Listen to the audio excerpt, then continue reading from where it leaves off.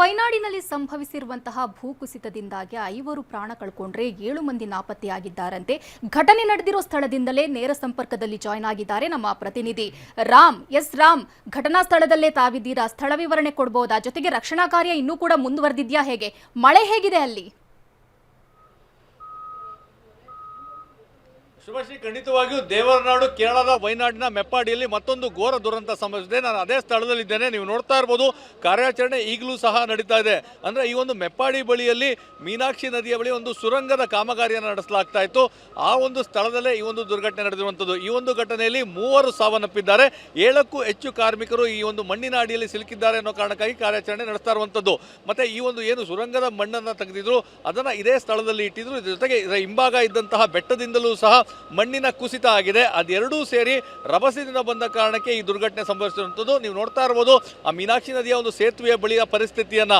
ಇಲ್ಲಿ ಒಂದು ಒಳಭಾಗದಲ್ಲಿ ಇರುವಂಥದ್ದು ಒಂದು ಖಾಸಗಿ ಬಸ್ ಇರುವಂಥದ್ದು.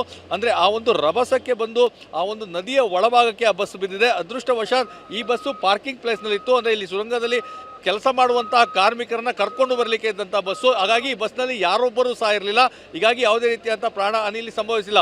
ಮತ್ತೆ ಮತ್ತೊಂದು ಭಾಗದಲ್ಲಿ ನೀವು ನೋಡ್ತಾ ಇರ್ಬೋದು, ಕಾರ್ಮಿಕರಿಗಾಗಿ ಏನು ಇಲ್ಲಿ ಸುರಂಗ ಮಾರ್ಗದಲ್ಲಿ ಕೆಲಸವನ್ನ ಮಾಡ್ತಾರೆ ಆ ಕಾರ್ಮಿಕರಿಗೆ ತಾತ್ಕಾಲಿಕವಾಗಿ ಮನೆಗಳನ್ನು ನಿರ್ಮಿಸಲಾಗಿತ್ತು. ಅದು ಸಹ ಕೊಚ್ಚಿ ಬಂದು ನದಿಯಲ್ಲಿ ಬೀಳುವಂತಹ ಕೆಲಸ ಆಗಿದೆ. ಹೀಗಾಗಿ ಈ ಒಂದು ಘೋರ ದುರಂತದಲ್ಲಿ ಇದುವರೆಗೂ 3 ಸಾವನ್ನಪ್ಪಿದ್ದಾರೆ.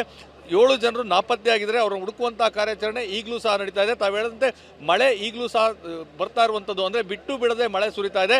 ಕಳೆದ 1 ವಾರದಿಂದ ನಿರಂತರವಾಗಿ ಮಳೆ ಇದ್ದಿದ್ದರಿಂದಾಗಿ 2 ದಿನಗಳಿಂದ ಕಾಮಗಾರಿಯನ್ನು ಸ್ಥಗಿತಗೊಳಿಸಿದ್ರು. ತಾತ್ಕಾಲಿಕವಾಗಿ ಕಾಮಗಾರಿಯನ್ನು ಸ್ಥಗಿತಗೊಳಿಸಿದ ಕಾರಣಕ್ಕಾಗಿ ಹೆಚ್ಚಿನ ಕಾರ್ಮಿಕರು ಇಲ್ಲಿ ಇರಲಿಲ್ಲ. ಒಂದು ವೇಳೆ ಆ ಕಾಮಗಾರಿ ನಡೀತಾ ಇದ್ರೆ ಇನ್ನೂ ಹೆಚ್ಚಿನ ಪ್ರಾಣ ಹಾನಿ ಇಲ್ಲಿ ಸಂಭವಿಸ್ತಾ ಇತ್ತು. ಕಾಮಗಾರಿಯನ್ನು ನಿಲ್ಲಿಸಿ ಎಲ್ಲರೂ ಸಹ ತಮ್ಮ ತಮ್ಮ ಬೇರೆ ಬೇರೆ ಕೆಲಸಗಳಲ್ಲಿ ಇದ್ರು. ಆದರೆ ತಾತ್ಕಾಲಿಕವಾಗಿ ಮನೆಗಳನ್ನು ಏನು ಮಾಡಿಕೊಟ್ಟಿದ್ರು, ಆ ಮನೆಯಲ್ಲಿ ಇದ್ದವರ ಮೇಲೆ ಮಣ್ಣು ಕುಸಿದಿದೆ ಅನ್ನೋ ಒಂದು ಮಾಹಿತಿ ಈಗ ಲಭ್ಯವಾಗ್ತಾ ಇದೆ. ಸದ್ಯಕ್ಕೆ 3 ಸಾವನ್ನಪ್ಪಿದ್ರೆ ಅವರ ಮೃತದೇಹಗಳನ್ನು ಸಹ ತೆಗೆಯಲಾಗಿದೆ. ಉಳಿದಂತ 7 ಜನರು ನಾಪತ್ತೆಯಾಗಿದ್ದಾರೆ. ಅವರಿಗಾಗಿ ಹುಡುಕಾಟವನ್ನು ನಡೆಸ್ತಾ ಇರುವಂತದ್ದು. ಶುಭಶ್ರೀ. ಥ್ಯಾಂಕ್ ಯು ರಾಮ್, ತಮ್ಮೆಲ್ಲ ಮಾಹಿತಿಗೆ.